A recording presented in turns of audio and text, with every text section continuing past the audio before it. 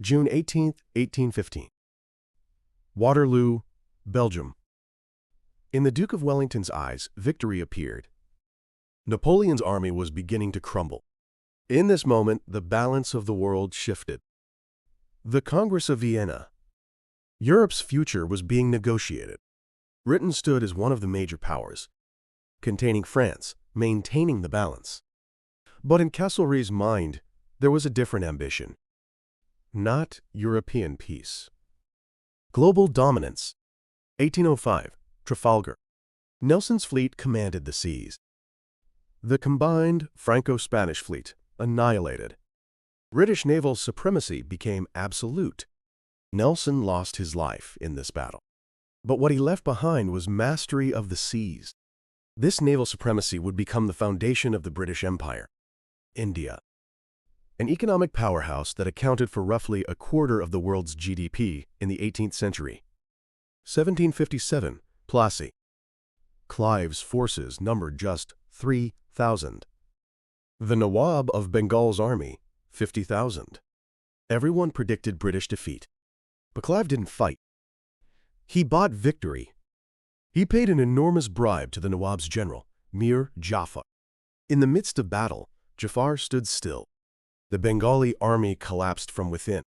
Clive understood something profound. War isn't just about force. Money and betrayal rule the battlefield. The victory at Plassey wasn't a military triumph. It was the beginning of divide and rule. Through alliances, bribery, divide and rule, along with warfare and annexation, Britain gradually expanded its control over India. 1858. The East India Company's rule ended. India came under direct crown rule. The British Raj had begun. Victoria wouldn't formally take the title Empress of India until 1877. But by this time, she already stood at the apex of 400 million people. The Queen never set foot in India. What she ruled was India on a map. London, Whitehall, the Colonial Office. On the wall hung an enormous world map. The regions painted red were British territory: India, Canada, Australia, South Africa, Egypt. After the First World War, the empire reached its greatest extent. Roughly a quarter of the world's land, a quarter of its population. The empire on which the sun never set. That was the British Empire. 1869, the Suez Canal opened. The voyage from Europe to India was cut in half. It was a French-built canal. But Britain seized it. In 1875, Prime Minister Disraeli purchased shares in the canal from the Egyptian government. The British government acquired them for roughly £4 million, using financing from the Rothschild family. With this single move, Britain connected the Mediterranean to the Indian Ocean. The world's oceans became Britain's oceans. Manchester, the center of the world's cotton textile industry. Steam engines roared, power looms churned. The amount of cotton cloth produced in a single day was 100 times that of hand weaving. Britain became the workshop of the world. Import raw cotton from India, transform it into cloth in Manchester, export it worldwide. Then sell the finished products back to India. India's hand-weaving industries seriously declined in many regions. The weavers of Bengal stopped their work. British-made cloth flooded the markets. Their skills became meaningless. Craftsmanship refined over generations fell before the steam engine. This was domination in the name of free trade. 1842, Nanjing. Britain brought Qing China to its knees. The Opium War. Conflict centered on the opium trade, escalated into war, and tangled with issues of commerce, diplomacy, and jurisdiction. The price was Hong Kong, and the opening of 5 ports. Britain imposed unequal treaties and seized territory as reparations. This was the logic of imperialism. The Kingdom of Burma erased. King Thaba Min was exiled to India. Britain expanded into Southeast Asia. To protect India, conquer the periphery. This was the strategy called defensive imperialism. Eliminate threats before they emerge. Annex neighboring states, then annex their neighbors. The empire couldn't stop. 1884, Berlin. The European powers divided Africa. Lines were drawn on a map. Africans weren't invited to the conference. Britain aimed for a corridor from Egypt to Cape Town. Cecil Rhodes's dream, the Cape to Cairo Railway. But that dream was built on the sacrifice of millions. The Boer War. Britain won. But the cost was heavy. The British military systematically operated concentration camps for mass civilian internment. Approximately 120,000 Boer women and children were detained. Of those, 28,000 died. Disease, starvation, appalling conditions. Children died for gold and diamonds. August 4, 1914. Britain declared war on Germany. The First World War. The beginning of the empire's end. Britain mobilized the entire empire. India, Canada, Australia, South Africa. Young men from the colonies died in European trenches. The Battle of the Somme, first day. British casualties, 20,000. 20,000 in a single day. The empire's youth fell before machine guns. Trenches became graveyards. 4 years of war left millions of casualties across the empire, with over 1.1 million dead.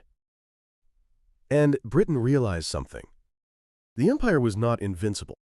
April 13, 1919. Amritsar. British troops opened fire on a peaceful gathering.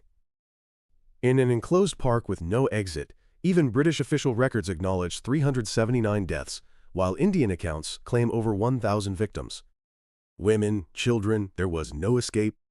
British Commander Reginald Dyer stated this: "It was to teach a lesson." But what this massacre taught was something else entirely. British rule was not justice. It was violence. 1940. Churchill became Prime Minister. France had fallen. Britain stood alone. German bombers attacked London. Britain mobilized the empire's resources completely. India, Canada, Australia, South Africa. But the price of war was the empire itself.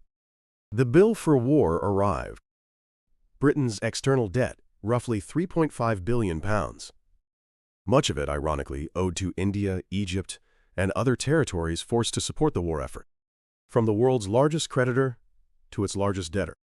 The empire's finances were broken, and the colonies had realized something.